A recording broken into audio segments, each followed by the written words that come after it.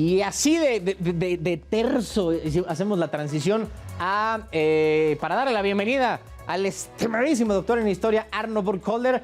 Oye, mi estimado Arno, te he de decir que me considero completamente ignorante de todo lo que tiene que ver con Israel, Palestina y el conflicto que pues, lleva centurias, ¿no? Allá en toda esta parte de Medio Oriente. Tengo entendido, y ahorita me dirás, que es de los conflictos más complejos que tenemos, ¿no? Pues, al menos en la historia registrada. ¿O tú cómo la béisbol? Pues señor Allende, como usted dice, es un conflicto tremendamente complejo, donde lo mismo se juntan los faraones del Antiguo Egipto, presidentes de Estados Unidos, intereses mesiánicos, intereses comerciales, amenazas nucleares, populismo actualmente, todo se junta ahí. Por eso es un tema tremendamente difícil de entender. Es un tema que tiene lo mismo una historia muy, muy antigua, de miles de años, y una historia realmente moderna, de no más de 100. La historia antigua, pues dice que esa zona que conocemos como Tierra Santa, que es tan importante para judíos, cristianos y musulmanes, desde hace por lo menos 3000 años, siempre fue propiedad de alguien más. Alguna vez de los faraones, de los asirios, Mesopotamia, Alejandro Magno, los romanos, etc. Y los pueblos que habitaban ahí, pues francamente eran muy chiquitos, no eran importantes, pero ocurrió algo que fue fundamental para toda la historia. Resulta que uno de esos pueblos creó formalmente el monoteísmo, la idea de que no existen muchos dioses, solamente existe uno.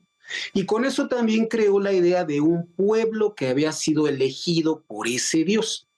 Este pueblo que hoy entendemos como judío tuvo la posibilidad de empezar a crear una población, un sitio donde vivir, sus grandes estructuras como los templos y demás.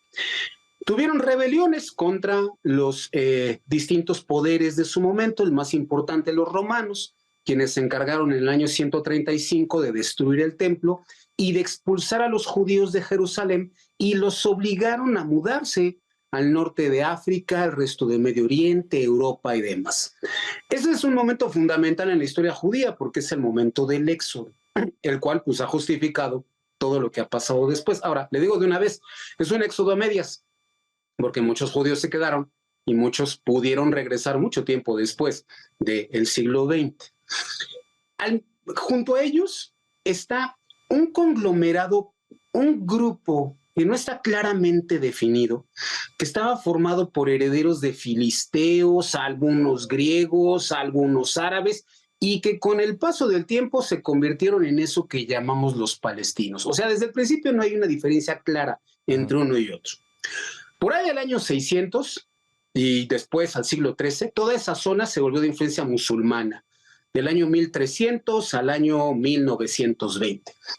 Y fue el Imperio Otomano quien los controló, quien los tuvo quietos, quien impidió que hubiera más problemas entre ellos dentro de lo que cabe. En el siglo XIX, a finales del siglo XIX, en Europa Occidental empieza a surgir un enorme movimiento llamado sionismo, que dice, nos han rechazado de todos lados, nadie nos quiere, no nos quieren por ser judíos y siempre nos agreden. Necesitamos un lugar donde vivir para poder convertirnos en una nación y así poder defendernos. Pensaron en varios sitios, Argentina fue uno de ellos, pero al final pues resulta que tenían que volver al lugar de donde habían salido y donde ya había una colonia judía muy importante. Entonces, desde finales del siglo XIX empezaron a llegar a este sitio que dominaba el Imperio Otomano. Los ven llegar los habitantes locales, que no son un país, son simplemente habitantes de una zona controlada por un imperio mucho más grande. Y desde el principio hay problemas. Hay problemas porque llegan los primeros colonos judíos, compran toda la tierra que pueden, empiezan a crear granjas y los árabes empiezan a sentirse desplazados y eso terminó causando conflictos. Llega la Primera Guerra Mundial, la Segunda Guerra Mundial y ambos bandos, judíos y estos árabes, que poco a poco iban a empezar a convertirse ya en palestinos, pues busca cada quien apoyos. Israel, bueno, o los judíos empiezan a buscar apoyo en Occidente, fundamentalmente a Inglaterra, estos grupos árabes empiezan a buscar a otros imperios que estaban alrededor, a naciones que están empezando a surgir y hasta la Alemania nazi. Al final toda esa zona durante un breve tiempo la controlan los ingleses y desde el principio dicen, esto va a estallar, porque los dos pueblos dicen que tienen el derecho de estar aquí. Unos sí tienen un enorme desarrollo cultural y económico, los judíos, los árabes no, los árabes apenas están empezando a convertirse en un país. Y lo que recomienda la Organización de las Naciones Unidas en 1947 es, necesitamos crear dos países, no va a haber otra alternativa. Pero no funcionó, no funcionó porque estos dos grupos, el estrictamente judío y el estrictamente árabe, dentro de ellos hay un montón de diferencias y están peleados entre sí. Obviamente llegó el Holocausto, Hitler, y eso provocó que en Occidente se considerara, es que los judíos necesitan un sitio donde vivir, porque si no esto se va a repetir. Y eso llevó a que en 1948 naciera formalmente el Estado de Israel. Y de inmediato, lo primero que le pasó en su historia fue que lo atacaron todos los países que estaban alrededor. Egipto, Siria, Jordania, los cuales lo consideraron su enemigo. De ahí empezó formalmente una situación de guerra que sigue hasta el día de hoy. En medio está este grupo del cual les he hablado, que empezó a convertirse en ya formalmente los palestinos. No son un país, para muchos historiadores los palestinos surgen para oponerse a Israel y no necesariamente porque tengan una historia muy antigua. Y es pues más bien en el siglo XX cuando empieza a surgir de veras una conciencia nacional palestina, especialmente en los años 60 con la OLP, por ejemplo. Mientras tanto ocurren guerras espantosas como la Guerra de los 6 días de 1967, la Guerra de Yom Kippur de 1973, y entre ambos bandos ya está clara la sensación de no me queda otra más que seguir peleando para poder defender mi territorio y para poder defender pues, lo que cada quien considera su derecho milenario a estar en ese lugar.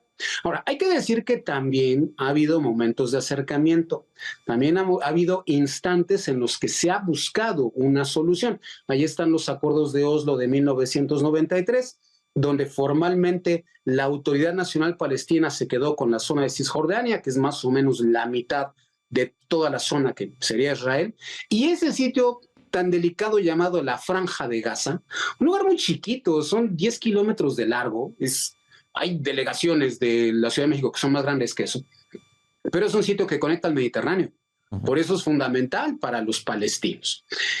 Entonces, como le digo, en ambos grupos están los que consideran que hay que negociar, los que consideran que aquí nos vamos a quedar y no queda otra más que aprender a convivir, y los que dicen que no, los que dicen que yo merezco mi tierra porque o tengo un derecho divino o he vivido aquí durante miles de años y a mí no me sacan y voy a sacar a cualquier enemigo a costa de lo que sea. Es ahí donde surge Hamas. Hamas es una organización musulmana que surge en 1987 para más o menos ocupar el lugar de algo que se llamó la Organización para la Liberación de Palestina, y Hamas se caracteriza por ser absolutamente radical. Es de los que dicen, solo puede existir un Estado palestino si acabamos con los judíos. Hay que exterminarlos por completo. Y eso pues ha llevado a cada vez más y más enfrentamientos conforme pasa el tiempo. A eso sumémosle que en este momento en Israel tienen a un gobernante, el primer ministro Benjamin Netanyahu, un señor que está en la política, en la alta política desde 1996, ha sido primer ministro en varias ocasiones desde ese año, y que francamente tiene una muy mala reputación. Tiene reputación de haberse metido en un montón de negocios corruptos, y aún así los israelíes volvieron a votar por él hace 1 o 2 años. El problema está en que para crear este gobierno que tiene ahorita, Netanyahu se alió con grupos de israelíes ultraconservadores, ultraderechistas, que dicen que solo ellos tienen el derecho de estar en Israel y tienen el derecho de tener la capital en Jerusalén. Recordemos que la capital de Israel durante mucho tiempo fue Tel Aviv, justamente para no meterse en esos problemas, y especialmente quedarse con los santos lugares de Jerusalén. El Muro de las Lamentaciones, que fue alguna vez el templo, esos sitios donde alguna vez estuvo Jesucristo, y especialmente la Mezquita de la Roca, que para los musulmanes es el lugar donde el profeta Mohammed subió a los cielos. Entonces, esto ha creado cada vez más y más enojos y además, para completar esto y hacerlo todavía más difícil, en estos últimos años, muchos países del bloque árabe empezaron a considerar que era necesario negociar con Israel, que no podían seguir peleando. El más importante, Arabia Saudita. Y es justamente en esta circunstancia que ese 7 de octubre, hace apenas unos días, Hamás pues, decide echar a andar un plan que ya tenían armado, el plan de atacar a Israel, ocasionar una espantosa matanza, secuestrar israelíes, eso es algo que jamás ha hecho mucho en otros años, para poder presionar a Israel y algunos consideran obligarlo a tener una respuesta violenta que permita jamás decir, ya ven, la culpa es de los israelíes y además permita que el conflicto se mantenga durante, pensemos a corto plazo, 50 años más. Sí, bueno. Es enorme el conflicto. No, y seguramente, o sea, no, yo no sé tú, pero yo no le veo una solución, al menos en el corto plazo, salvo pues, lo que dice Netanyahu, que pues, se van a aventar, o sea, se les van a dejar irineo hasta que pues, acaben, ¿no? Al menos ellos consideren que terminen con lo que se conoce como Hamás. Pero bueno. Mire, perdón, una cosa rápida. Hay muchas voces en este momento que están diciendo que la única alternativa es, uno, que Israel tenga la cabeza muy fría y que lo que vaya a hacer lo haga pensando justamente en por lo menos esos 50 años de los que le acabo de hablar. Y que piense que la única alternativa a largo plazo es reconciliarse directamente con los palestinos. Ahora, eso lleva un proceso de negociación, diálogo, reconocer culpas, perdonar otras, muy largo, muy complejo, que pues, no se va a resolver fácilmente. Pues sí. Por lo pronto en esas andamos. Mi estimado Arno Burkholder, siempre un absoluto placer tenerte por acá. Gracias por esta, pues digo, es una evaluación un poco somera, ¿no? De todo el proceso, el conflicto, pero siempre es bueno, ¿no? Tener el contexto para saber qué demonios está pasando. Mi estimado Arno, un fuerte abrazo. Si quieren seguir al buen Arno en X, lo pueden hacer en @Clionáutica y todos los lunes en este programa. Gracias, Arno, un fuerte abrazo. Muchas gracias, nos vemos la próxima semana.